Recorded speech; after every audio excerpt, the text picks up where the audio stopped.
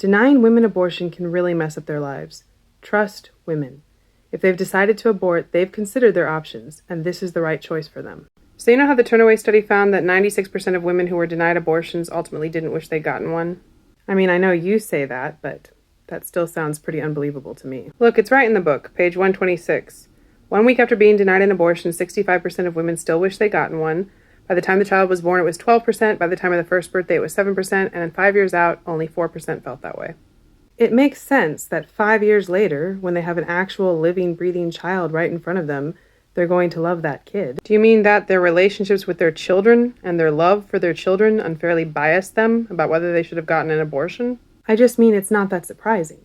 Besides, 5 years later, it's plausible that whatever was going on in their lives when they decided they needed an abortion has since been resolved. Yeah, maybe. But did you notice the first stat from the book? Tell me again? Only 1 week after being denied an abortion, 35% of women no longer wished they'd gotten one. Right, so most women still wished they could have gotten one. True, but doesn't that seem weird to you? Weird how? I mean, 1 week after being denied an abortion, they still don't have a relationship with what you're calling their living, breathing child right in front of them.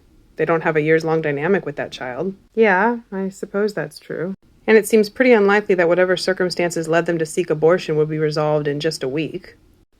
I guess. And these aren't women that were just sort of considering abortion. The study didn't find them because they were searching online for abortion options.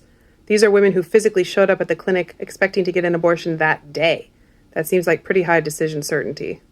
Look, what specifically is your point? My point is that of the women who showed up just a week earlier to get an abortion, who haven't met their children, whose circumstances probably haven't changed, over a third of them no longer wish they'd gotten an abortion. That seems like a remarkable level of ambivalence. It doesn't matter, though. Even if they were ambivalent or even if they were ultimately glad they didn't get an abortion, that's not a reason to make abortion illegal. Yeah, I agree with you. Abortion shouldn't be illegal because women might regret it. It should be illegal because it kills humans. But if that's what you think, then why are you talking about this so much? Because your side keeps saying